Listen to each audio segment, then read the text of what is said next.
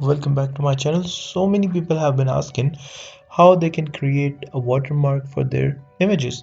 So there is one very easy trick you can use. So I have already opened my signature in this file, and it's in JPEG format or JPG format. So what you can do, go to this select tool. This is rectangular marquee tool, and select the whole signature. Then go to edit and define brush preset. You can name it anything, so let me name it anything.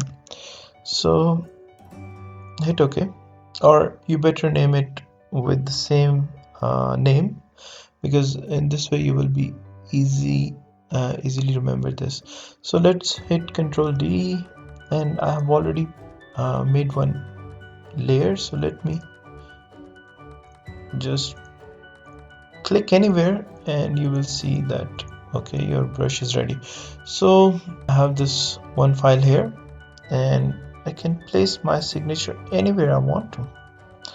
So it's this simple to put a watermark on your images. Thank you very much for watching my channel.